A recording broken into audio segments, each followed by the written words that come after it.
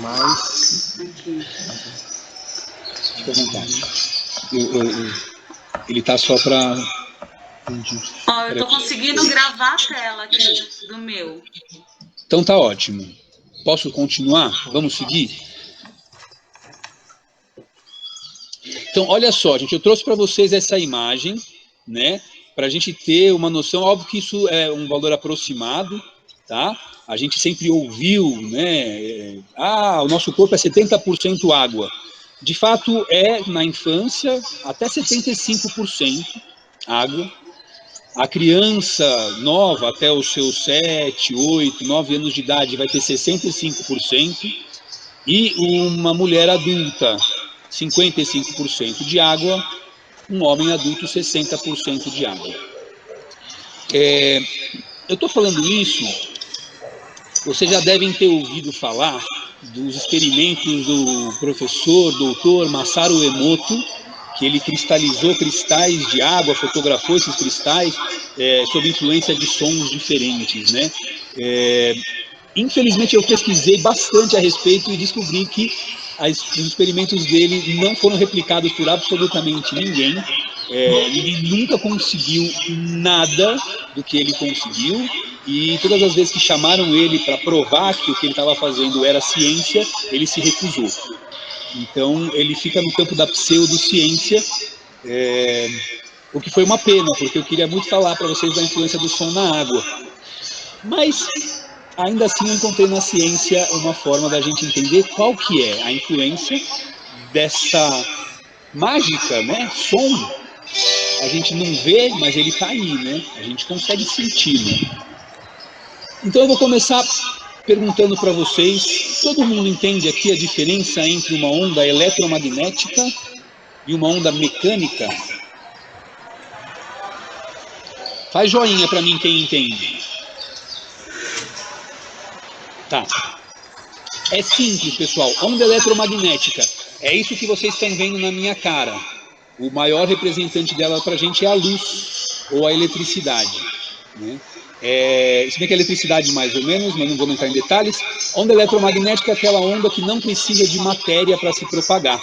Por isso que a luz do Sol e o calor do Sol chegam na Terra, mesmo passando por todo o vácuo do espaço. Essa é a onda eletromagnética. Luz. Todo mundo sabe que a luz é mais rápida que o som, não sabe? Quem já viu um trovão? Quer dizer, quem já viu um relâmpago? Depois de alguns segundos você ouve o trovão, né? Inclusive dá para você calcular a distância de onde caiu esse raio, sabendo quantos segundos levou até você ouvir o trovão. Porque a luz viaja tão rápido que você vê o raio, mas o som ele demora um pouco mais. Então a gente só vai ouvir o som com um atraso. Essa é a onda mecânica. A onda mecânica é a onda que precisa de um meio para se propagar. Por isso que quando você contrata aquelas janelas acústicas, eles te trazem 2 vidros e entre os vidros não tem ar, é vácuo. Porque o som não passa no vácuo. Ele só passa quando tem matéria. Como que funciona isso? É uma vibração e essa matéria vibra junto. Então o ar está vibrando. E aí essa vibração chega por ressonância no meu tímpano, que vibra, e aí meu cérebro entende isso como som. Todo mundo já brincou de soltar um balão, né? O ar sai devagarzinho pelo buraco e a gente ouve um barulho baixinho. Mas se você estourar o balão, ele faz um barulho forte. Então, não é a quantidade de ar, mas sim a velocidade com que esse ar muda de pressão que faz o som. Isso é a onda mecânica sonora. Então, matéria é vibração. A gente acha que as coisas estão paradas, mas na verdade, quando a gente olha para a estrutura do átomo, o átomo está em movimento o tempo inteiro. E a matéria é um monte de vazio. Então, tanto a água do nosso corpo, quanto os ossos, todo o material que compõe as nossas células, né, as gorduras, as proteínas, tudo o que está no nosso corpo é composto de átomos e, portanto, está vibrando. o tempo inteiro. E aí a gente precisa perguntar, e qual que é a influência direta do som sobre a matéria? Então eu vou mostrar para vocês 2 videozinhos, não vou mostrar inteiros, porque eles são longos, mas são bem elucidativos. Esse primeiro tem legenda. Então, se a legenda estiver muito pequenininha, vocês me avisem. Eu vou ler a legenda. Ah, não, desculpa, esse não tem legenda. Tá, esse aqui é o professor Charles Taylor, demonstrando os experimentos de ressonância de um cara chamado Cladini, que ele conseguiu, por meio de vibração em cima de uma placa, criar várias formas geométricas com grãos de areia. Então ele vai replicar esse experimento aqui. Eu vou mostrar uma parte dele.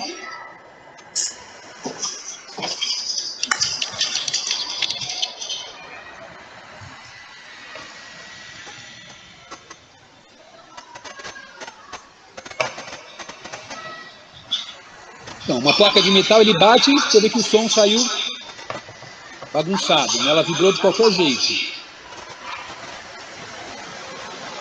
Mas ele consegue afinar ela usando 2 dedos e um arco. Tá sem som. Ele consegue várias notas diferentes.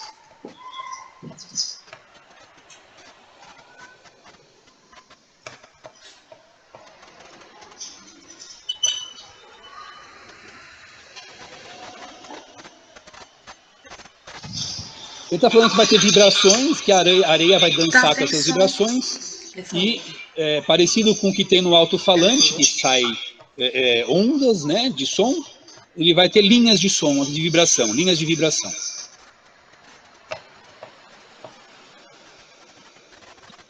Então vocês viram que ele fez essas 2 linhas usando esses 2 dedos. Ele vai explicar que fazendo...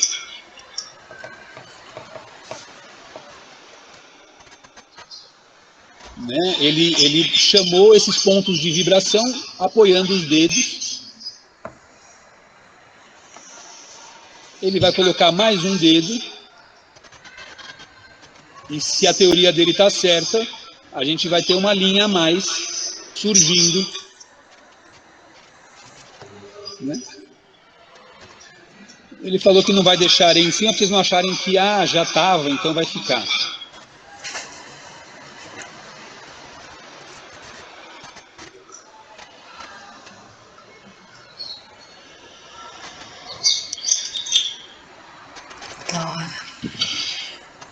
O som tá bem baixo. O som tá bem baixo.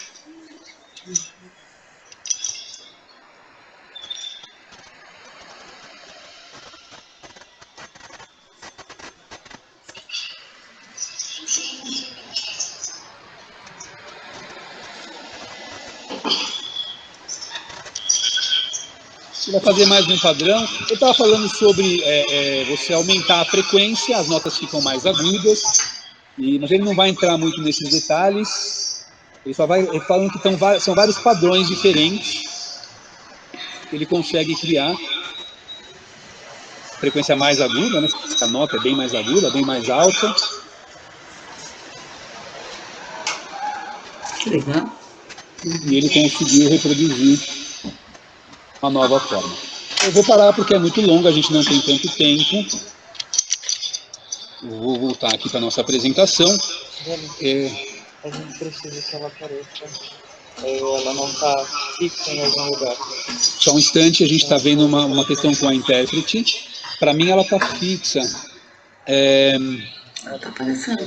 Abre o microfone dela por alguns segundos. Ela vai aparecer como segunda pessoa na lista de todo mundo. Eu acho que é porque quem tá no computador, no celular. Entendeu? Então a gente precisa que ela fique fixa. Tudo bem. Então a gente vai fazer só uma movida para que a Mariana, nossa intérprete de Libras, possa aparecer para todo mundo o tempo todo, que ela está saindo da prioridade na tela de algumas pessoas. Enquanto isso, quando a gente faz esse move, eu vou colocar esse outro vídeo. Esse é um vídeo que tem legenda, já é um vídeo bem mais novo.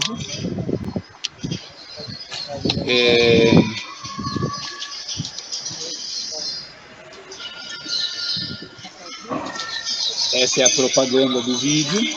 Peço desculpas.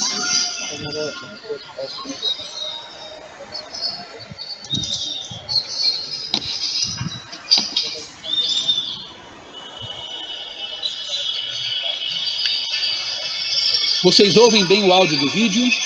Agora sim. Então, esse é um vídeo do TED, TED Talks.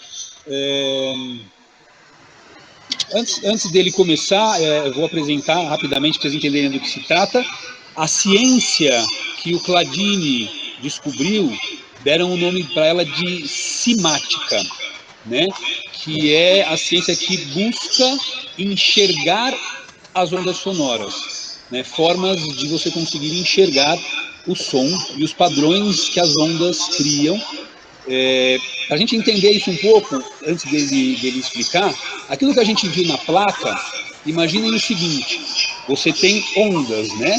Fazem senoides, elas sobem, descem, sobem, descem. Então, na placa, quando ele passa o arco, ele consegue criar padrões de vibração que vão ter sulcos aonde a areia foi depositada, né? Depressões, e vão ter cristas aonde a areia foi deslocada para esse sulco.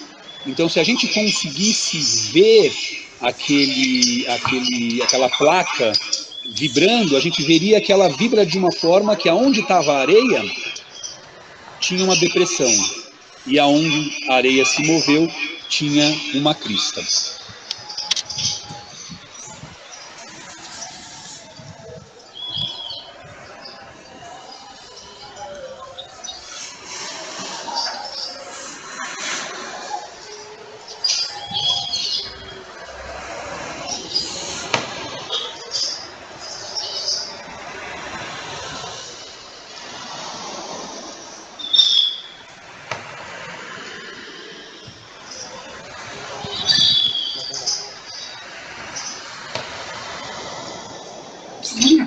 Da hora.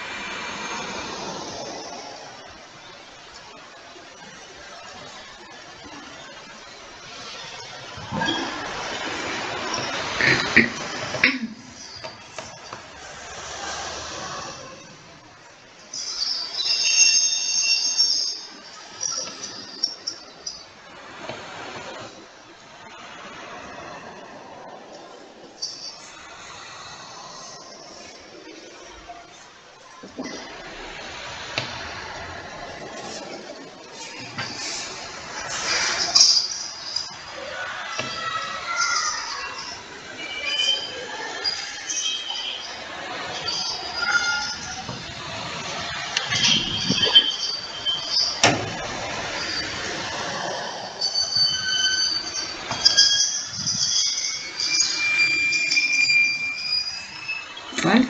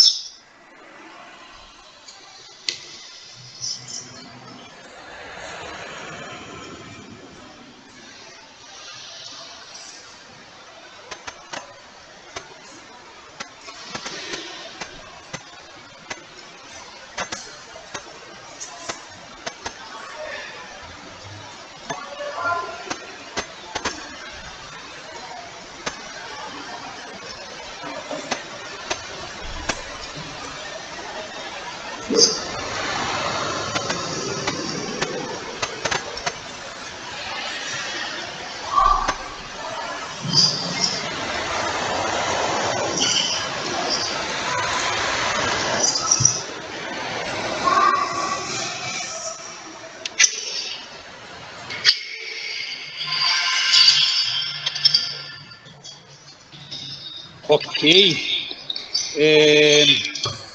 Então, por que eu estou trazendo isso para vocês? Né? Porque a gente vive um mundo onde as crianças pequenas, lembrando que o projeto Mamãe e Eu, ele é voltado para crianças de 0 a 36 meses. A gente está falando aqui de crianças de jardim de infância, né? Crianças que muitas vezes não falam, não referem-se a si mesmas por eu ainda, né? Falam o próprio nome. Eu tenho 2 em casa de 1 ano e meio, né? A Maia e o Rafael. Essas crianças pequenas, corpo muito cheio de água. E a gente sabe, né, por essas manifestações que a cimática prova, a influência do som sobre a matéria. Existem outras, eu tenho né, eu queria falar para vocês de Masaru Emoto, que infelizmente não é replicável, mas existe uns experimentos de frequências específicas que falam de ressonância, né? Ressonância é justamente como o nosso tímpano funciona. É aquilo que faz, quando eu toco uma corda de um violão, as outras que ressoam com ela também vibram, né? Mesmo sem terem tido um contato físico. Então, o que é isso? Né? Na verdade, teve um contato físico, é o ar que está vibrando e faz aquela outra vibração acontecer. Isso tudo eu estou colocando para vocês para a gente entender qual que é a influência, né, desses sons.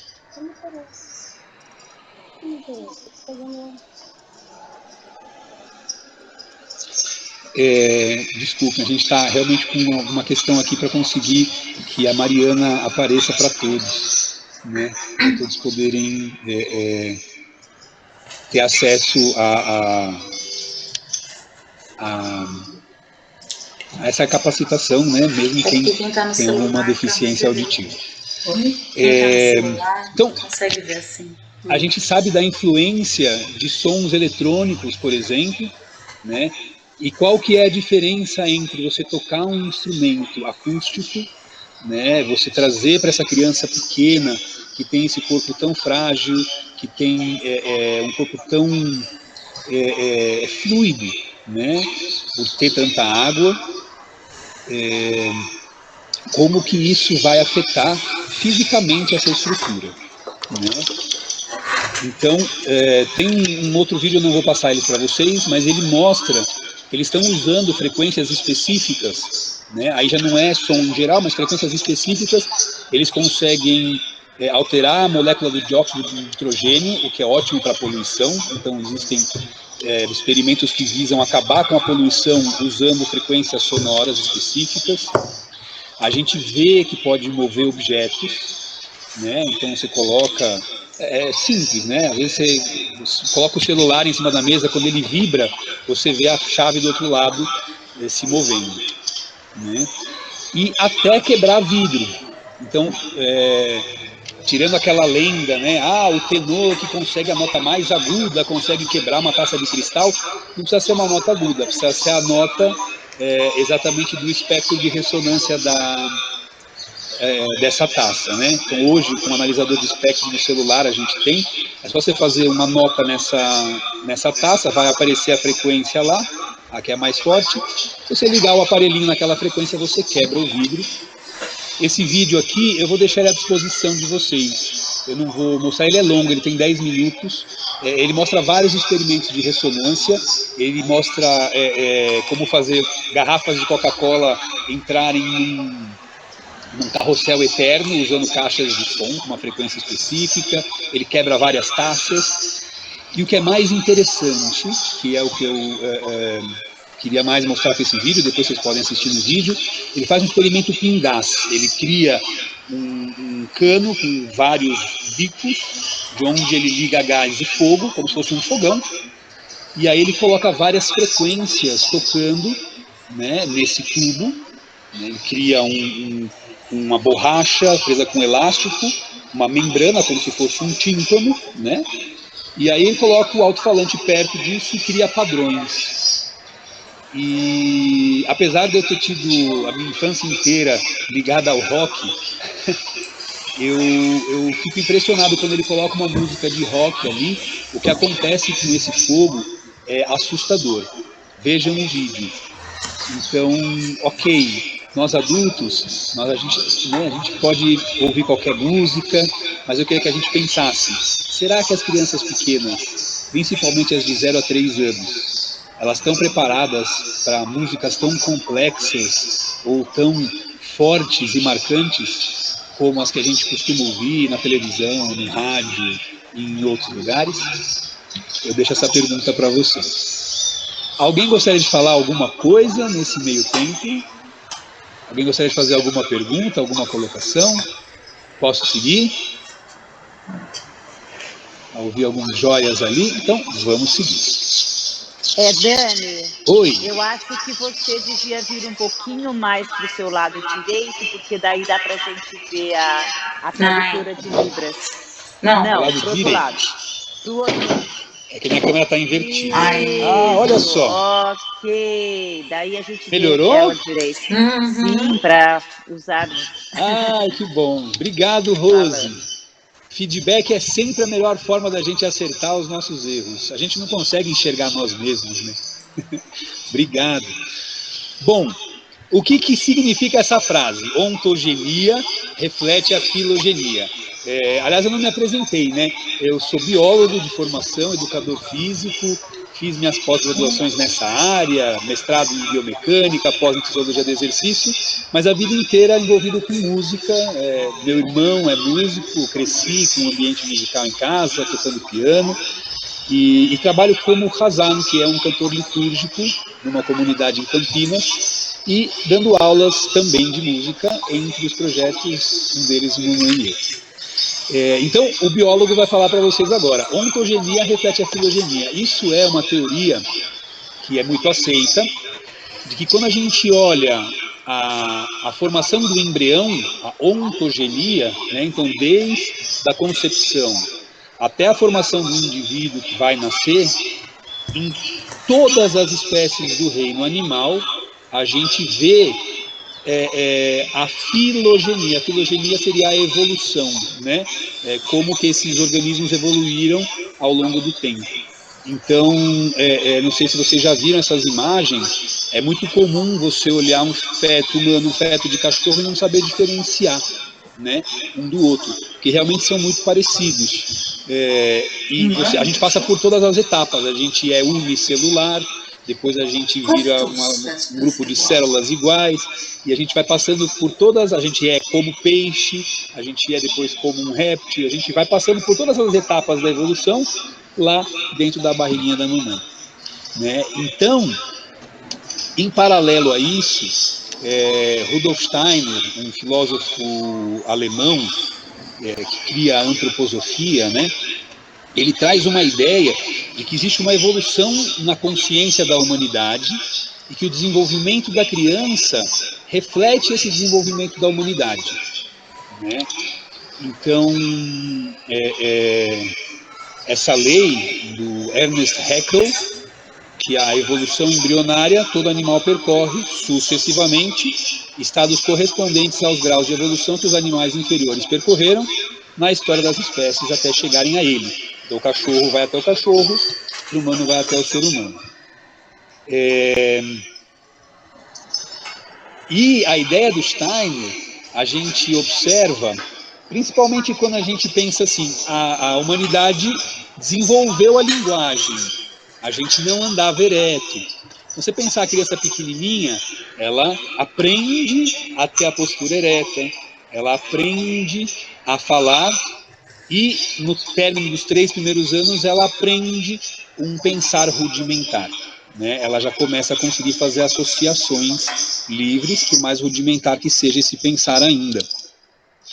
Então a gente vê, né, um paralelo aqui. E por que eu estou falando isso? Porque a música também evoluiu na humanidade. Então, é sugerido, né, dentro da pedagogia Waldorf, dentro dessa ideia do Rudolf Steiner, que a gente trate crianças pequenas com música como era no início da humanidade, né? Então, a gente sabe que a música sempre expressou os estados... Oi? Só amanhã. Desculpa, não entendi. Alguém falou comigo? Acho que não. Não, né? A música sempre expressou os estados de consciência dos povos, acompanhado por suas situações correspondentes. Com ela, vivenciavam a tristeza, o amor, o triunfo e principalmente as celebrações junto às danças festivas. E a gente, olhando para a música antiga, a gente vê que era uma música muito simples, né? Inicialmente os instrumentos eram só de percussão. Na música que vem nos templos e rituais sagrados, a gente vê nitidamente essa linha evolutiva e ela expressa esse crescimento interno do ser humano e essa relação, tanto com o cosmos quanto com o divino. E a música se desenvolve na humanidade ganhando complexidade, tanto nas escalas quanto na polifonia, então mais de uma nota sendo tocada ao mesmo tempo, até chegar na ideia de duas vozes, que é o contraponto, né? E no meio disso a gente tem algo matemático lindo, que é a harmonia, mas que surge muito para frente na música, né? Assim como o contraponto, são situações mais complexas no desenvolvimento e na história da música. Morar Rose, você que já deu aula de história da música, por favor, se eu falar qualquer besteira aqui, você fica à vontade para me corrigir. Tá? Eu estou como especialista em história da música aqui.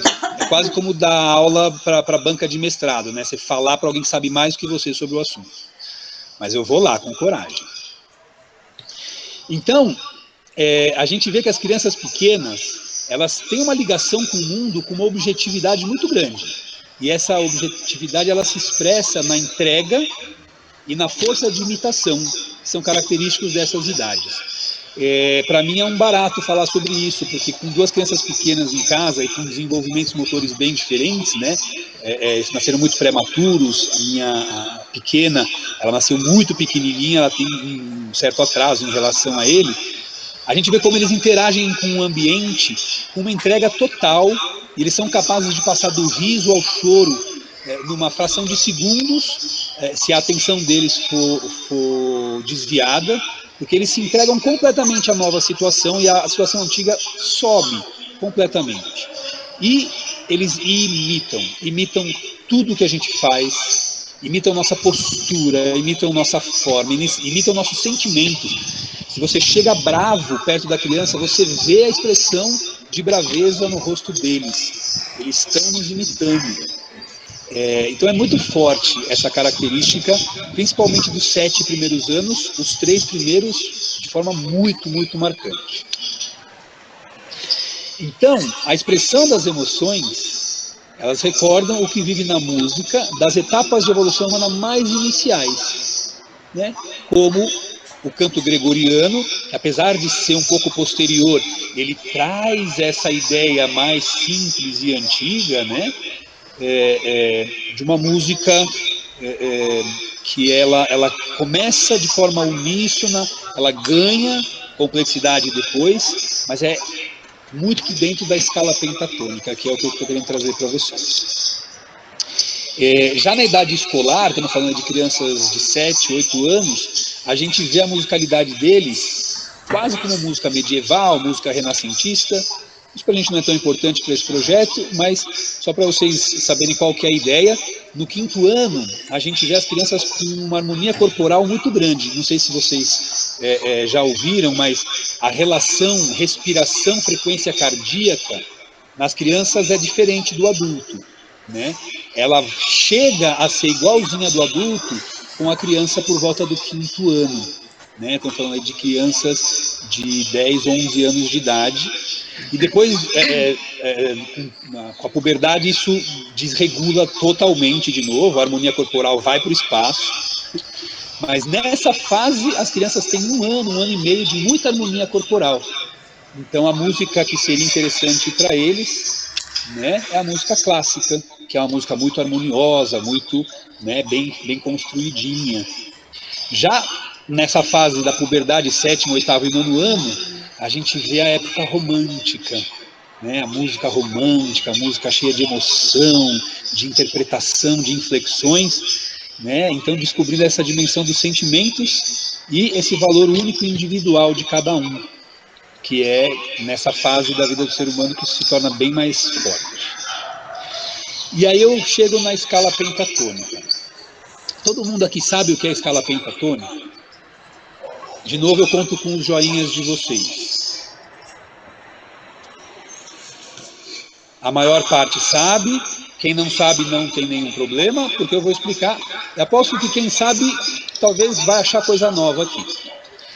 Essa música do Antigo Oriente, ela tinha uma linha melódica baseada numa escala pentatônica. Não existe uma escala pentatônica.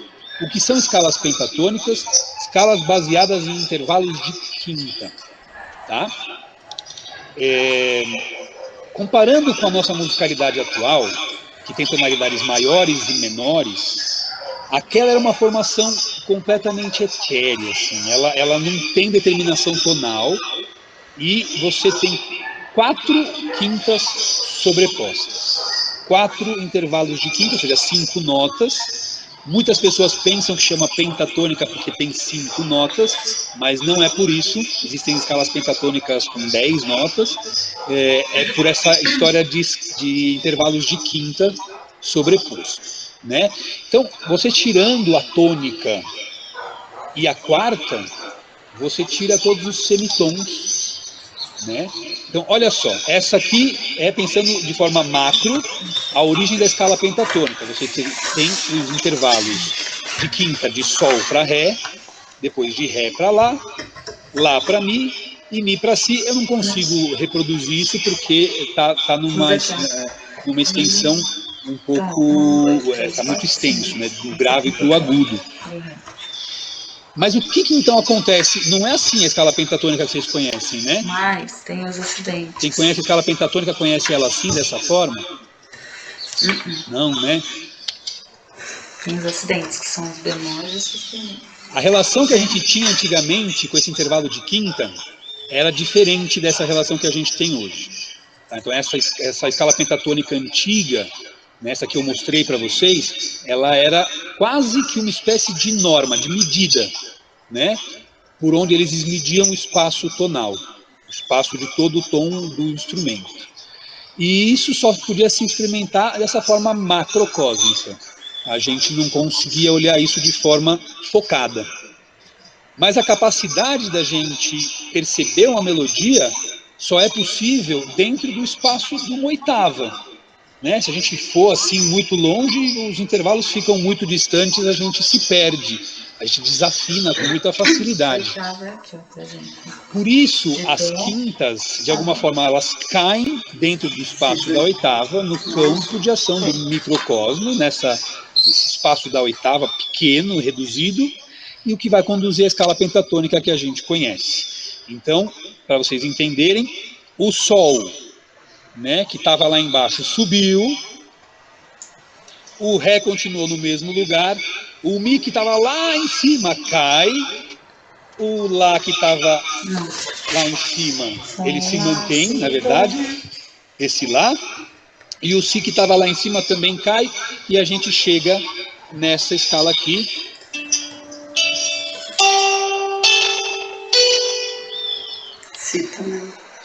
que é uma escala sem semitons. A melodia que surge dessa escala sem semitons, ela é muito universal, ela é infantil, e ela se afasta do que é pé no chão, do que é terreno. A gente, quando ouve essa melodia, como foi no começo, quando eu cantei para vocês as boas-vindas, a gente fica meio no ar, né? Não sabe se acabou, se não acabou, não tem aquela coisa do... né? Que finaliza. Aliás, quem gosta de música erudita, tem muitos músicos do período clássico que adoram ficar protelando o final, né? Então eles ficam suspendendo o final, e falam, nossa, acaba logo, gente, pelo amor de Deus, tô ficando até nervoso. Porque nós adultos, a gente tem os pés no chão, mas as crianças não, principalmente as crianças pequenas. Por isso condiz bastante com eles. Eu tenho mais um vídeo para mostrar para vocês o poder da pentatônica. Oi! Você fez Ré, Mi, Sol, Lá, Si, mas pode ser Sol, Lá, Si, Ré, Mi, Ré, Si, Lá, Sol. Pode, A pode, ordem pode. faz diferença? Pode, e o interessante disso, Rose, eu não coloquei isso na apresentação, deixa eu pular aqui, peraí, já vou dar o pause aqui, para a gente falar. Não quero isso aqui. Dependendo de onde você começar a escala pentatônica, essa, né, que eu coloquei, você pode fazer outras, né, se você quiser. Mantendo essa relação, tirando a tônica e tirando a quarta, você pode fazer pentatônica em qualquer tom. Mas essa que eu mostrei, né, a original que foi reduzida, se eu começar no Sol,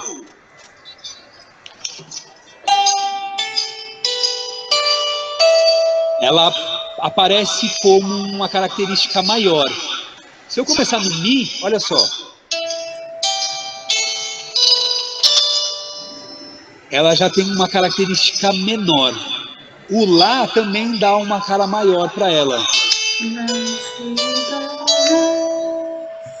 Então ela tem a possibilidade de trazer as emoções que a gente tem com a escala tonal, mas ainda assim mantendo a coisa sem fechar, né? Ela não encerra.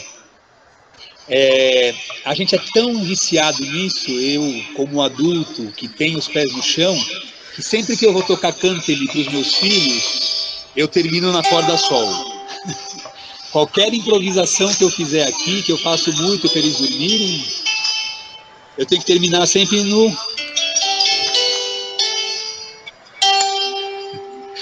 Para mim, né? Porque aí eu me sinto com o pé no chão, como se fosse a escala de Sol maior, tirando algumas notas. Era isso, Rose? Obrigado. Olha só, quem conhece o Bob McFerrin, um cantor norte-americano maravilhoso, multi-instrumentista sem instrumentos. Ele tem um álbum dele chamado I'm My Own Walkman, que ele canta tudo com percussão corporal e usando a própria voz. E ele faz isso ao vivo também, é incrível. Mas aqui ele vai fazer uma outra mágica pra gente.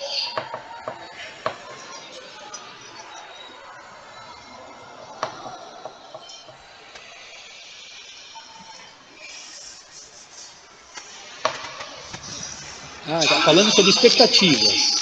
Isso foi num congresso de neurologia, neurociência.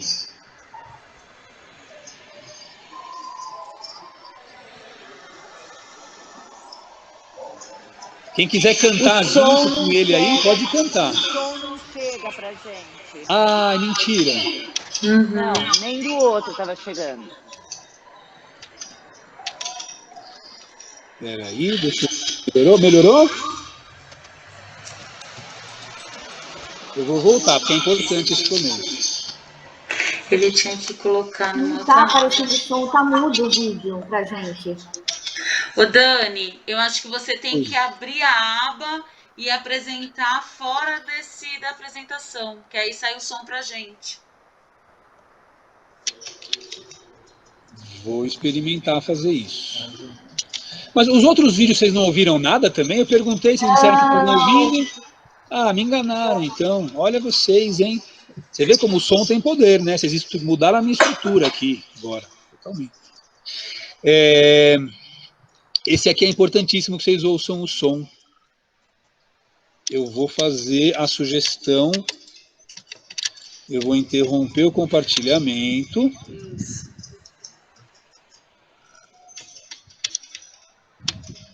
Ver se vocês vão ouvir. Ouvem? Não foi Mas compartilhado. não vem o vídeo. Não foi compartilhado, Você tem que abrir lá na apresentação agora e aí entrar nessa aba nova que você abriu. Tá, então eu vou... entendi. Agora eu entendi o que você está falando. É porque como a aba foi aberta depois da apresentação, ela não entra como com áudio. Então, Vamos lá, apresentar uma guia. E aí eu vou escolher a guia, compartilhar áudio. Estão vendo agora? Então, porque eu estou vendo aqui também. Está entrando, entrou.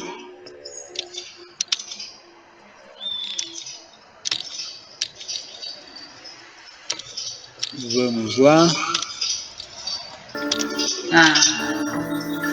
Agora sim. Talking about expectations.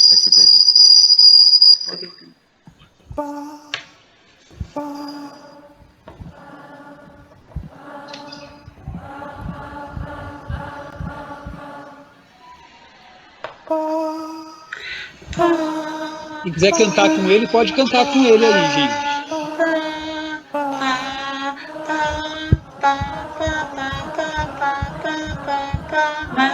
Okay.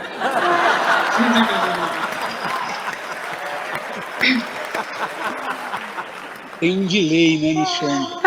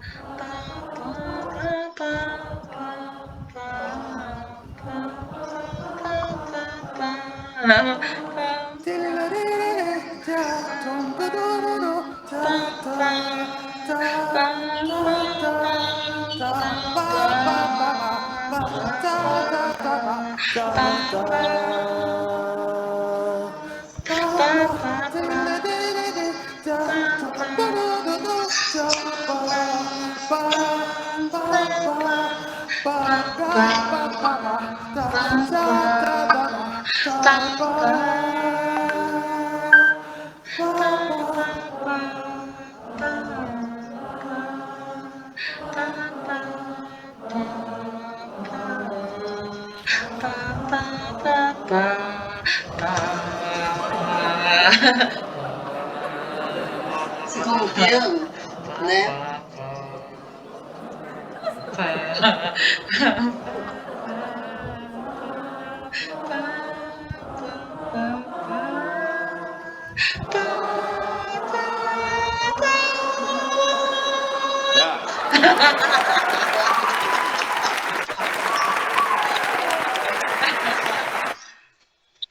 Legal. Ok, pessoal, vocês viram que ele deu 3 notas só para as pessoas, né? E aí ele, com essa movimentação de sobe e desce, simplesmente, ele conseguiu que as pessoas cantassem toda a escala pentatônica. Né? Ele fala agora um pouquinho, ele explica, pergunta para ele, nossa, que mágica, como é que você fez isso? Ele falou, não tem mágica nenhuma, isso é a escala pentatônica. Tá? Então, isso... para dizer para vocês, deixa eu ver aqui o PowerPoint, onde é que está de volta. Não.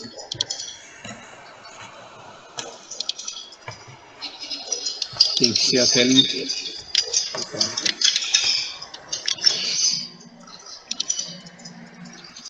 Vejam como a escala pentatônica ela é natural, né? Ela é intrínseca, ela, de certa forma, ela não precisa ser ensinada, né?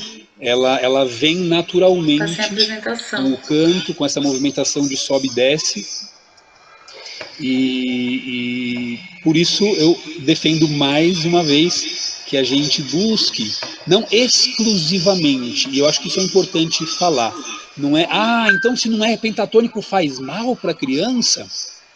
Não, depende. Como eu falei agora há pouco, daquelas chamas absurdas do rock, do heavy metal, eu acho que heavy metal para criança pode não ser nada benéfico. Mas músicas tonais, músicas, né, como as músicas que a gente canta, normalmente as músicas infantis, elas não fazem mal. Mas se a gente optar pelas músicas dentro da escala pentatônica, principalmente nessa faixa de 0 a 3 anos, eu acho que a gente vai estar dando o alimento mais adequado. Né? É aquela história, não faz mal dar pão branco para a criança, mas é melhor nessa fase, se a gente puder dar né, leite materno, frutas, né, açúcar só de fruta, é melhor.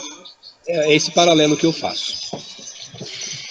Então, para isso, existe um instrumento que eu queria apresentar para vocês, chamado cânteli. O cânteli é um instrumento musical nacional da Finlândia. Lá, ele ainda hoje tem concertos. E ele consiste de uma caixa fechada, né? Uma caixa. Não é nem muito difícil de fazer. Existem vários luthiers que dão workshops e a própria pessoa faz o seu cânteli.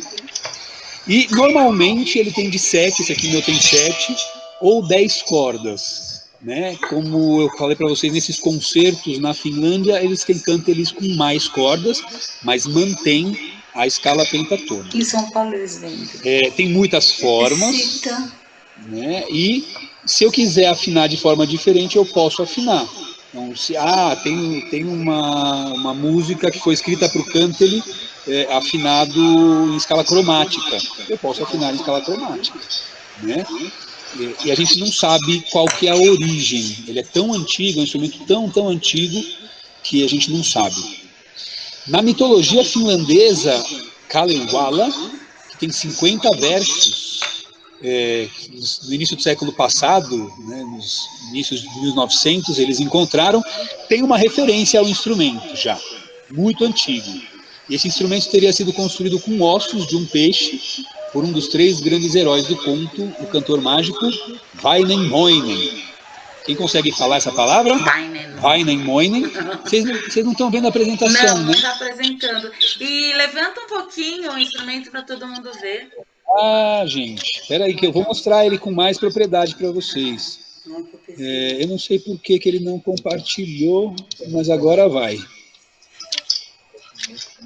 Não é possível compartilhar a sua tela. Porque tinha algum compartilhamento acontecendo lá que não tinha ido. Agora vai. Isso é o que eu falei no início sobre as questões técnicas, tá? Me desculpa, eu estou com 2 computadores aqui. Já tentei mexer no mouse de um com o outro. E agora? Ainda bem que vocês não viram. E aqui eu vou para a apresentação. Então, o cânteli que eu estava falando para vocês, as informações que eu falei estão aí. Essa apresentação, acredito eu, que vai ficar disponível, né, Silvia? Ela está numa outra sala vendo a gente à distância, vai, né? Então, está aqui o instrumento, deixa eu afastar um pouco da câmera. Está aqui. Tá? Esse é o cânteli. É mais ou menos assim, ó. Uma caixinha fechada. Né? Por que você fala que é fechada se ela tem uma abertura no meio? Essa abertura redonda. A abertura é por onde ressoa, né? Quando a gente fala caixa então, fechada, não é tem uma o violão. Não, é porque existe caixa aberta.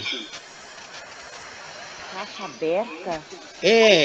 Existe cânteli, que ele só é cavado, ele não tem tampo. O violão, a gente fala que ele é uma caixa fechada, o violino é uma caixa fechada, porque eles têm tampo. Tá? Entendi, tá. Tá bom. Se não tivesse buraco, não saía som nenhum. Mas lógico que sai, você não conhece o sitar indiano?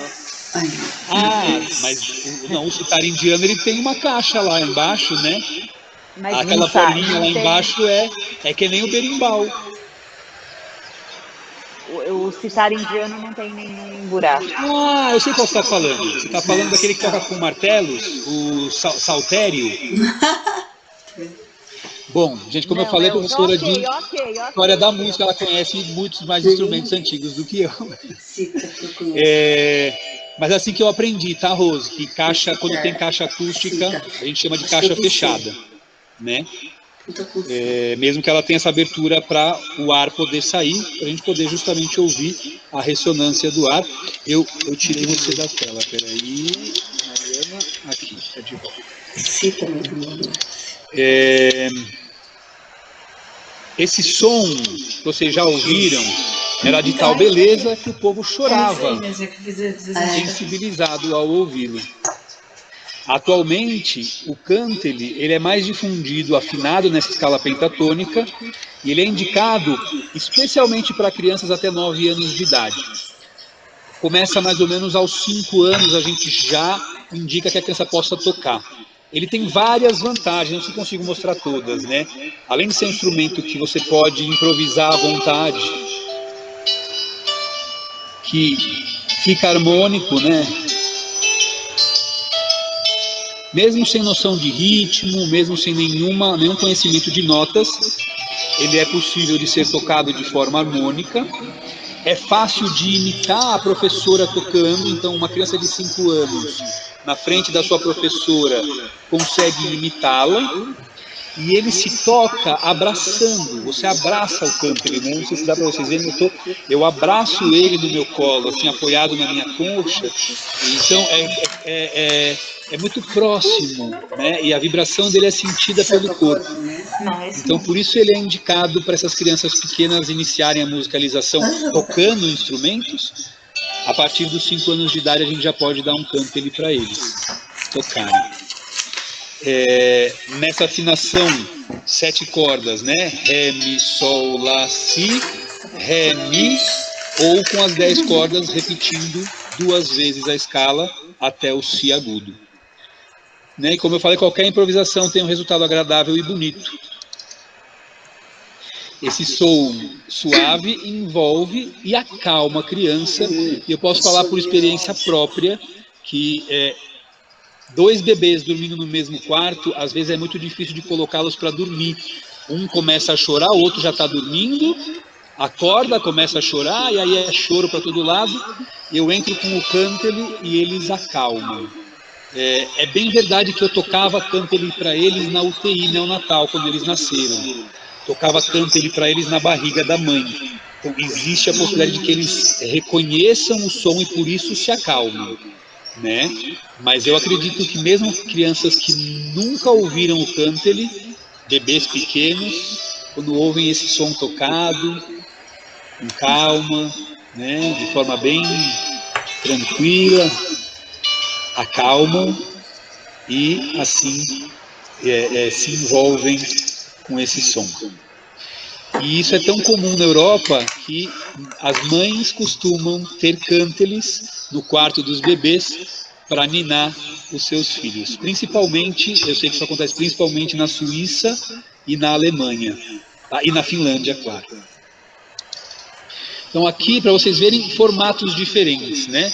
Tem um cântaro bem parecido com o meu, esse de cima da esquerda, que é feito aqui em Campinas, no Brasil. Tá? Os outros cântares todos vêm de fora. Vocês veem esses formatos diferentes. Tem um formato que parece um pé, né? Aqui também parece um pé. Esse é o cântaro que é considerado o cântaro original. Esse era o formato original dele, com 10 cordas. E para vocês saberem, quando a gente introduz o cântaro na escola Waldorf para as crianças pequenas, a gente conta uma história de que um anjo visita a Terra e ele deixa de presente uma de suas asas.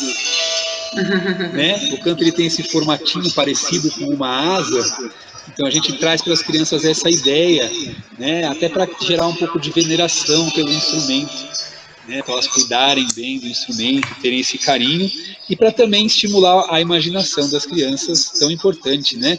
Nessa faixa etária, principalmente nesse mundo que a gente vive cheio de certezas.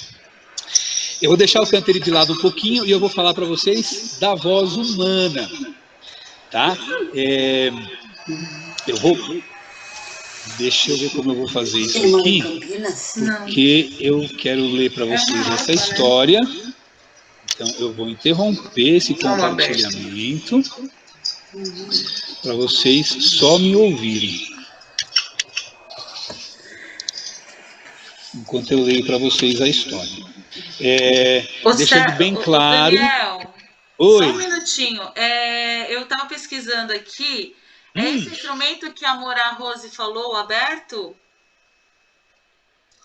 Não sei. Não, essa é a lira. Essa tá. é a lira. A lira, ela surge do cântaro. A lira é um instrumento que deriva do cântaro, tá? Só que ela é cromática. A lira é cromática, ela tem um formato bem legal, é bem gostoso de tocar. Você apoia também no colo igual, né? A caixa fechada dela está embaixo. Se você olhar, ela tem essa parte aberta, porque você usa as duas mãos. Você usa uma mão de cada lado nessa parte aberta. Você tem as teclas brancas do piano numa mão e as teclas pretas na outra. Ah, legal. Tá? E aí ela tem a escala cromática inteira no instrumento. Tá? Bom, hora da historinha, pessoal. O deus Pan, conhecido por Lupércio, Lupercus, Fauno ou Silvano, era responsável pelos bosques, campos, rebanhos e pastores. As grutas serviam-lhe de moradia e tinha como lazer andar por seus domínios, caçando ou dançando com as belas ninfas. E tocando a flauta, que sempre trazia consigo. A flauta se chamava siringe. Não tinha uma aparência muito bonita, é verdade, pois era uma mistura de humano com animal. De uma feita, Pan ousou dizer que sua música era muito melhor do que a música do deus Apolo. E como se só isso não bastasse, desafiou-o para uma disputa, que foi prontamente aceita. Para juiz da competição foi convocado Tmolo, o deus das montanhas, que, para ouvir melhor, removeu as folhas das árvores que tapavam seus ouvidos. Muitos seres divinos e humanos estavam presentes, acompanhando o embate. Pan armou-se com sua flauta e Apolo com a sua lira, chamada laringe. Com os dois adversários apostos, foi iniciada a competição. Ao final, Tmolo elegeu a música do rei Sol, Apolo, como a melhor. Todos aqueles que se encontravam presentes, acompanhando a disputa, foram unânimes em concordar com o resultado, excetuando Midas, devoto fiel de Pan. Chateado, pôs-se a falar que houve injustiça na escolha, que o juiz fora parcial e outras coisas mais. Apolo sentiu-se chateado com a postura de Midas, pois afinal ele nada conhecia sobre música, tendo um ouvido humano, nem um pouco refinado para apreciar e julgar uma melodia. Como castigo, aumentou o tamanho de suas orelhas, igualando-as às de um burro. Nem é preciso dizer que Midas sentiu-se flagelado com aquela deformação. O único jeito seria escondê-las debaixo de um enorme turbante. Saiu em busca de um local onde pudesse fazer tal arranjo. Ao cabeleireiro responsável pela arrumação foi dada a ordem de jamais contar o que havia debaixo dela, sob pena de sofrer um castigo atroz. Como guardar segredo é coisa dolorosa, o tal cabeleireiro, não mais suportando carregar tão pesado fardo, bolou uma maneira de livrar-se dele, de modo a dormir em paz. Logo, ao amanhecer, quando os campos ainda se encontravam silenciosos e umedecidos pelo orvalho da deusa Aurora, escolheu um lugar não muito distante de sua morada, e ali cavou um buraco. Depois, abaixou-se e, com voz quase inaudível, contou a história de Midas com suas orelhas de burro. A seguir, jogou a terra de volta, compactou-a e voltou para casa. Mas tempos depois, naquele mesmo local, nasceu uma enorme touceira de juncos, que ao crescer, passou a murmurar a história de Midas, sempre que era tocada pela brisa. Queridos, acho importante dizer para vocês que, obviamente, eu não acredito na existência de deuses, mas acredito na existência de mitos.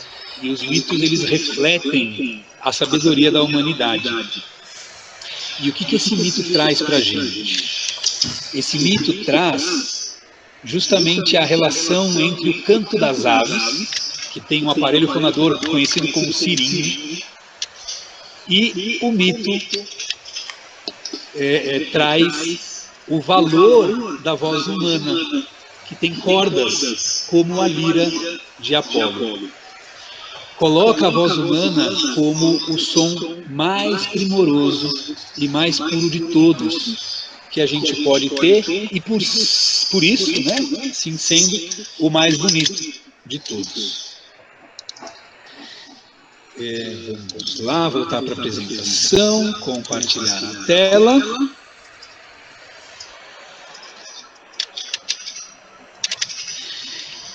Por que eu trouxe para vocês esse mito? Por dois motivos. Primeiro, porque a gente vou falar um pouco da voz humana, então acho importante a gente trazer essa ideia da importância da voz humana, mas também para a gente ter essa sensação de ouvir uma história. O quão gostoso é quando a gente ouve e pode imaginar o que a história está dizendo, o que está sendo contado para a gente.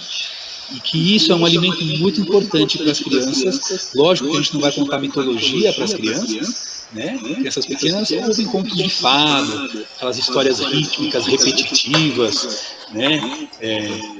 Histórias que trazem um ritmo intrínseco em si, e quadrinhas, poemas, né, que a gente pode introduzir para as crianças. Né, fazendo um contraponto com a música. Para a gente não ficar só na música, a gente entre uma música e outra pode trazer um poema, uma história. Voltando para a importância da voz humana no desenvolvimento da criança. A gente tem esse som puro produzido na laringe. A voz é uma forma de identificação pessoal. A gente ouve a voz, a gente sabe quem que está falando. Ou às vezes a gente se confunde quando é voz de irmãos ou de pessoas muito próximas, né, parentes muito próximos. Porque não é só o timbre da voz, mas toda a forma de falar que é aprendida por imitação, que é muito parecida de pai para filho, entre irmãos e tudo mais. É a principal forma de comunicação utilizada pelos seres humanos, ainda hoje. A voz é a principal forma de comunicação, por mais que a gente esteja nessa era da informática, da comunicação por textos né, muito texto, muita mensagem, a gente vê que os vídeos estão ganhando muito mais espaço. Por quê? Porque a gente quer ouvir a voz das outras pessoas falando. Ela expressa sentimentos, como carinho, saudade, amor, também irritação. E ela expressa convicção, concordância, dúvida, assertividade. E a gente tem na nossa língua portuguesa exemplos muito bons de como a gente pode usar essas inflexões para mudar o que a gente está dizendo. As palavras, mamãe fez um bolo. Eu posso falar da seguinte forma, mamãe fez um bolo. Vocês vão entender que minha mãe fez um bolo. Mas eu posso falar assim, mamãe fez um bolo. Vocês vão achar que o bolo que minha mãe fez é delicioso, maravilhoso. Ou eu posso falar assim, mamãe fez um bolo. Ninguém vai ter vontade de comer esse bolo. Então veja como o som na nossa voz expressa, com as mesmas palavras, diferentes opiniões e diferentes sensações. Para a criança pequena, o reconhecimento dos pais, familiares e pessoas próximas, quando ela ouve a voz, traz segurança. Muitas vezes uma criança que está chorando porque não está vendo os pais, só de ouvir a voz deles de longe já acalma. A voz dos pais e de todas as pessoas que convivem com as crianças vão influenciar na aquisição da oralidade. A gente tem esse aprendizado da fala por imitação, mas essa imitação, ela não é uma imitação do que eu vejo, é uma imitação do que eu ouço, que por tentativa e erro e por muita experimentação, e às vezes eu vejo o Rafael e a Mai olhando para a minha boca quando eu falo, para tentar imitar, porque eles não conseguiram descobrir sozinho como colocar a língua para fazer aquele som, e assim eles vão adquirindo cada vez mais essa habilidade da oralidade. A voz humana também faz com que a gente possa compreender comandos, e isso é fundamental na educação da criança pequena. O não é uma palavra que as crianças aprendem muito rápido. Só que elas também aprendem, e eu vou trazer de novo a minha experiência para vocês. Quando eu falo não para o Rafael, ele para. Quando a minha mãe, a avó dele, fala não para ele, ele olha para ela, sorri e continua. Então, como que é dito esse não, faz toda a diferença também. Mas, seja como for, A voz humana, novamente, é muito importante na educação. Seja para ele entender que ali tem um limite, porque o pai disse não, seja para a criança entender que, puxa, a vovó é fácil de dobrar. E aí ficar mimado. E também, com isso, além da oralidade, né, dessa consciência fonética que a criança vai adquirindo, de conseguir juntar os sons, primeiro as vogais, depois algumas consoantes, ela vai adquirindo vocabulário e assim ela vai construindo a sua linguagem. E aí eu venho um pouco para a parte prática, a gente já estourou o tempo, então eu vou, infelizmente nessa parte, não ser tão profundo como eu gostaria, mas eu não vou correr, tá bom? Eu vou fazer um misto. Aqui vem uma pergunta. Para crianças pequenas, e eu diria até para crianças de 9, 10, 11 anos de idade, a música deve entrar como um conteúdo por si só, ou seja, eu devo falar de ritmo, de fórmulas de compasso, de notas, de grave e agudo, esses conceitos musicais devem entrar, ou eu devo usar a música como uma ferramenta educacional, ou seja, eu canto, eu toco os instrumentos e as crianças vão aprendendo o que precisam aprender de acordo com essa orientação que nós demos para a nossa prática musical. Então, segundo Rudolf Steiner, não deve ser a transmissão de conteúdo, mas sim o poder usar esse conteúdo para a evolução das capacidades humanas. E eu fico impressionado que o Rafael, com 1 ano e meio, ele canta afinadinho já há algum tempo. Porque a gente canta parabéns para você muitas vezes. Então ele faz o finalzinho do parabéns para você. Muitas vezes durante o dia. E quando a gente canta, a gente para nesse pedaço e ele termina. Mas ele não sabe que está afinado, ele nem sabe o que são notas, enfim. Simplesmente imita e está fazendo bonito, estou orgulhoso. O ensino de música não deve ter como objetivo saber, nem tampouco divertir-se ou entreter-se, como muitas vezes é feito. Mas tem a tarefa de formar forças e capacidades profundas na criança. Força de caráter na vontade. Vontade eu estou chamando aqui o interagir no mundo, o fazer, né, o estar presente no mundo. Eu vou aonde os meus pés querem ir, eu mexo aonde minhas mãos querem mexer, eu falo quando eu quero falar. E interesse amplo frente aos distintos âmbitos da vida e do mundo. Então a música deve falar do mundo, deve falar do dia a dia, deve falar daquilo que a criança experiencia, para que aquilo tudo ganhe interesse cada vez maior pela criança. Falando especificamente da aquisição da fala e da música, então eu encontrei num trabalho pesquisando sobre como que funciona esse processo, né, da consciência fonética, dessa Ana Ruth Moresco Miranda, tese de doutorado dela, e ela diz que a aquisição da linguagem é um processo de descoberta orientada, guiada pela capacidade que as crianças têm de construir gramáticas. Quem já ouviu falar que crianças criam o seu próprio vocabulário? Ou quem já percebeu isso? É incrível, é incrível.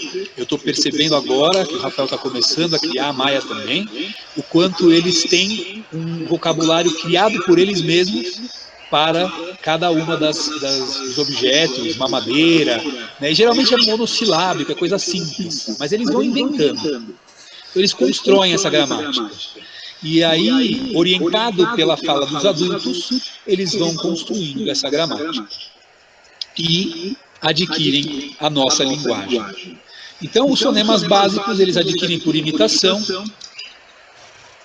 né, começando pelas vogais, depois eles vão para as sílabas, das mais simples para as mais complexas. Eu coloquei aqui um exemplo, uma gradação, né, ma, ba, pa, que são as bilabiais primeiro, depois entra um pouco de língua, da, ta, ga, ka, Fá, um pouco mais difícil, e principalmente os R's, né, junto, os brás, prás, mas, tes, já são mais difíceis e vão sendo adquiridos mais no final.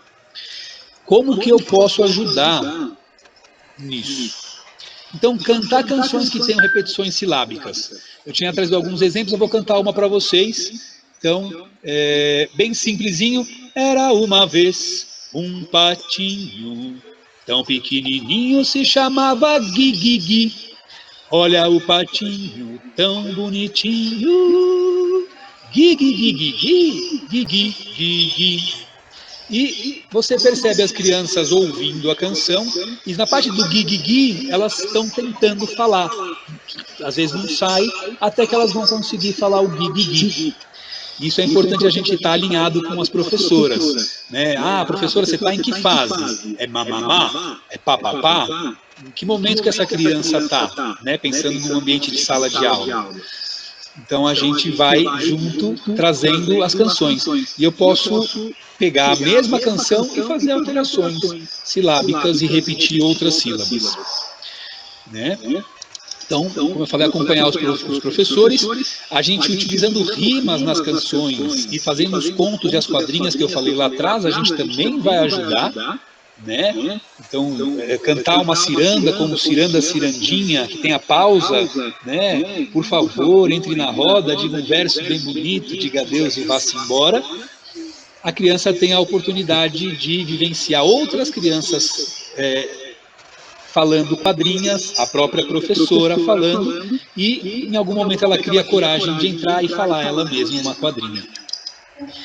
A gente canta com palmas marcando segmentação silábica.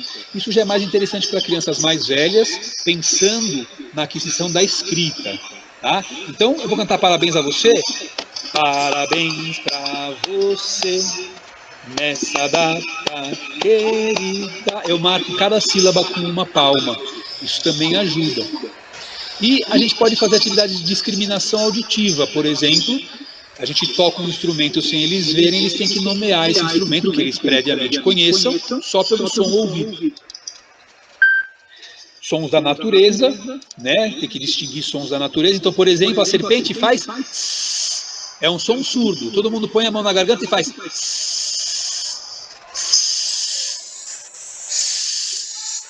Agora vocês vão entender por que é som surdo. Vamos imitar a abelha? Deixa a mão na garganta e faz zzz. Perceberam a diferença do zzz? Você sente a vibração, já é um som vozeado. Assim como o V é vozeado, e o som de ondas é novamente um som surdo. Conhecendo a si mesmo por meio da música. Pessoal, as partituras vão chegar para vocês, tem músicas com exemplos de todas essas coisas, tá? Bastante coisa na pentatônica, é que o tempo ficou curto mesmo. Então, conhecendo a si mesmo pela música, canções que falam de nós mesmos, né, como eu cantei o nome próprio no começo, para vocês, canções que falam das partes do corpo, cabeça, ombro, joelho e pé, e assim vai, canções que a gente conhece. A gente tem na primeira apostila o Trula Birula, que é ótimo para isso, para cantar partes do corpo, e também para lateralidade, que a gente vai ver daqui a pouco, sentimentos e emoções. Falam de tristeza, falam de amor, né? A gente questiona muito algumas canções infantis, fala, puxa vida, mas o anel que tu me deste era vidro e se quebrou. O amor que tu me tinhas era pouco e se acabou. Puxa, mas que triste, nem cantar isso para uma criança. Para ela aprender os sentimentos, às vezes a tristeza faz parte.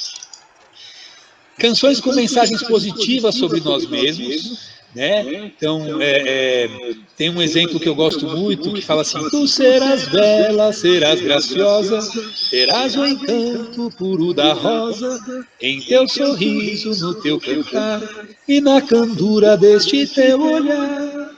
Eu profetizo neste momento, nobre caráter, grande talento. Eu te desejo por meu condão, que tenhas sempre um bom coração. Apesar de não ser pentatônica, ela é tão positiva, é tão bonita, né? A autoestima da criança ganha com uma canção dessa. A gente vai falar também, para finalizar, essa é a última parte, das canções que ajudam a gente a conhecer o mundo ao meu redor por meio da música. Então, como eu falei do Pirula Birula, né? Lateral, direita, esquerda, ou para um lado e para o outro, para não nomear ainda, para cima, para baixo, para frente, para trás, né? Isso é muito importante, dentro e fora. Canções que tragam os ritmos da natureza. Então, falar do dia e da noite. A gente tem tantas canções bonitas que falam do dia e da noite, falam do sol, da lua. Canções que falam do tempo, tic-tac, passa o tempo, tic-tac, passa a hora. Essa eu nem sabia, é do Vinícius de Moraes, esse poema que foi musicado. O quanto tempo tem o tempo, fui ao tempo perguntar, mas o tempo respondeu, já cansado de contar. Está tudo na apostila, pessoal. E que é muito importante, as estações do ano. Então a gente marcar, começou o outono, vamos falar do vento, vamos falar das folhas que caem, das árvores. Começou a primavera, vamos falar das flores, né? Vamos falar das árvores floridas, das aves cantando nas árvores. Né? Tudo que eles veem no mundo lá fora, a gente traz para dentro. Falar de chuva, falar de sol, a gente tem ótimas músicas de chuva nas apostilas da primeira e segunda capacitação.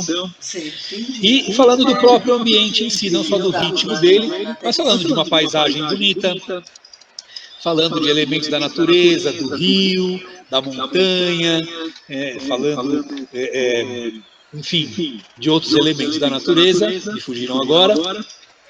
E a gente termina essa parte da apresentação. Eu vou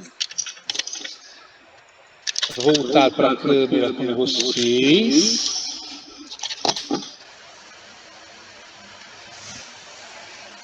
Cadê? Sumiu? Acho que ele se foi, sem querer. Oi, gente. Eu saí daquela, mas eu voltei para essa aqui. É pegadinha, né? Enquanto eu vou entrando na outra. Ela entrou rapidinho. Pronto.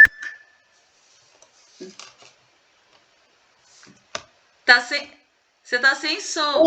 Desculpem por ter estourado o tempo. Muitas pessoas tiveram que sair, eu sabia que eles estavam com o horário contado, eu também estou. Daqui a pouco eu chego em casa, já passou o horário do banho dos bebês, eu vou apanhar da minha esposa. Mas eu estou com vocês. Qualquer dúvida, qualquer contribuição, principalmente, para mim é mais valioso até do que as perguntas, a gente tem esse tempo para vocês. Por favor, fiquem à vontade.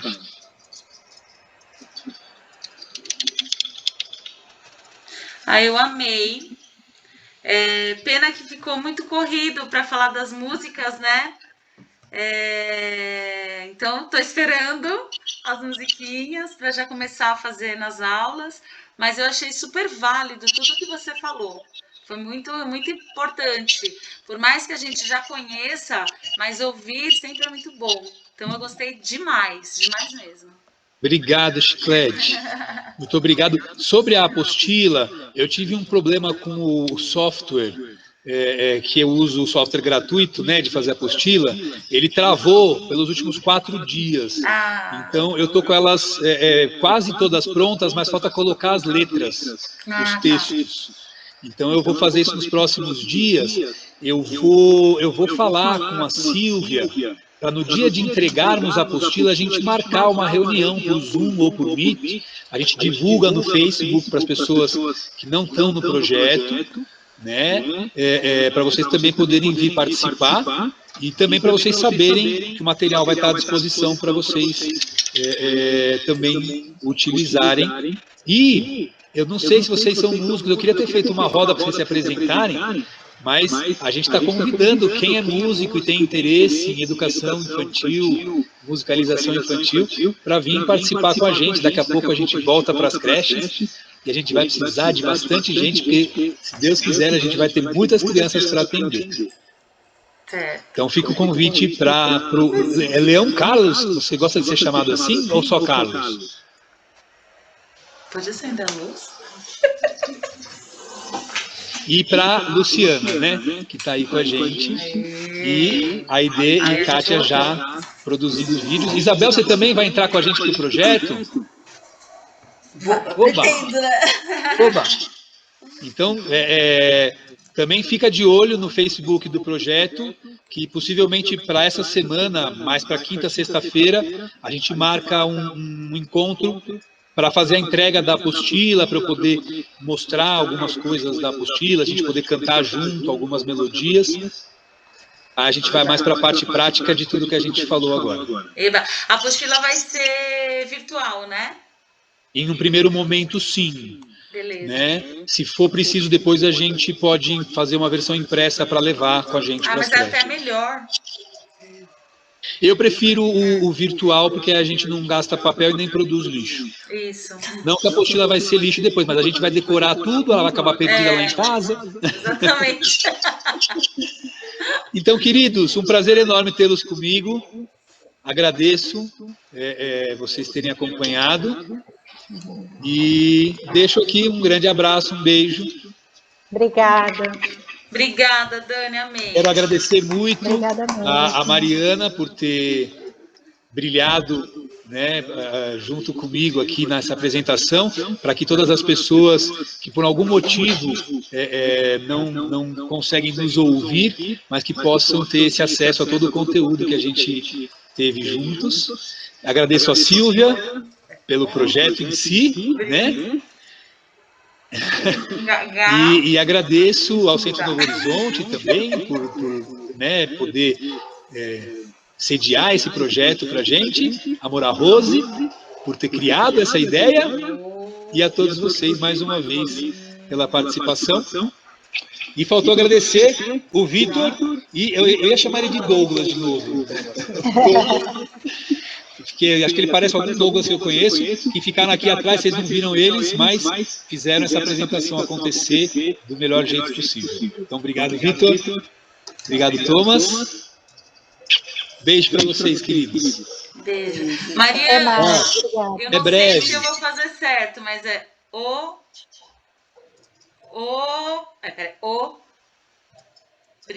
G eu não sei. Dá. É isso? G.